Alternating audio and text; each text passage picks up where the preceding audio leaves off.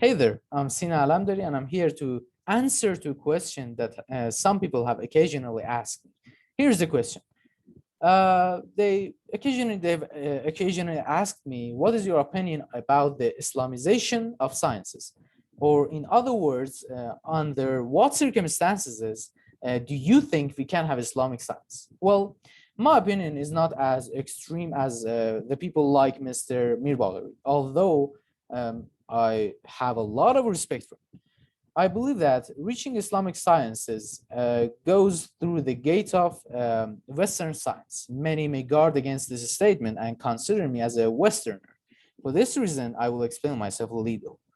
When I say that the Islamization of science goes through the gates of Western science, I simply am referring to the fact that science has spread through Westerners since the Industrial Revolution. We cannot ignore, we cannot simply ignore this vast amount of science and go to the production of science from the ground up by arguing that this science that has been produced before is not Islamic. Like the argument made by Mr. Mirbaghi, as we said before. If I want to give a basic example of the importance of using Western science, I point out these sciences: management, leadership, and IOP, or industrial organizational psychology.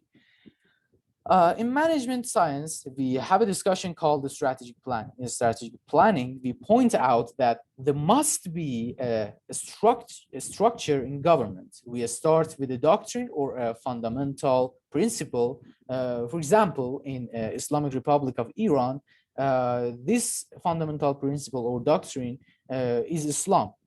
And from that doctrine, several macro policies are extracted. For example, in the field of economy.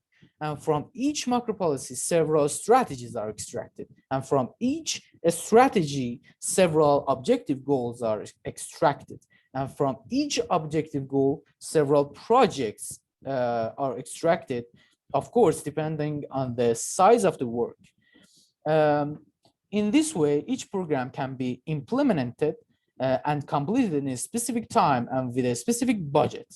Or in the science of leadership, on the contrary to the management, as McNulty says, management systems and processes tend to be linear. They assume that similar inputs will result in similar outputs.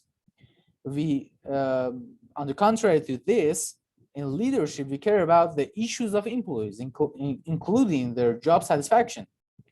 Or in industrial and organizational psychology, our discussion is to extract necessary duties and competencies for each job and organization in the organization and country. I ask you, which of these teachings are against what Islam says?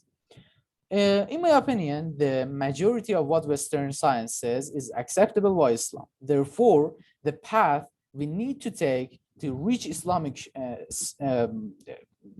state, and after that, Islamic society, and maybe in the future, Islamic civilization, is to pass the Western science through an Islamic filter and framework.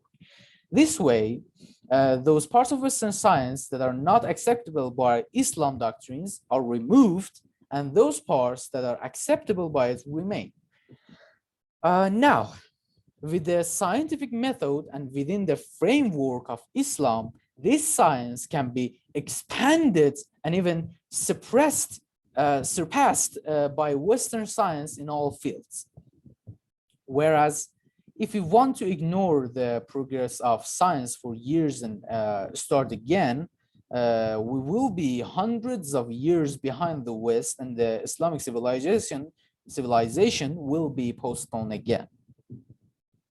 Thank you for your attention.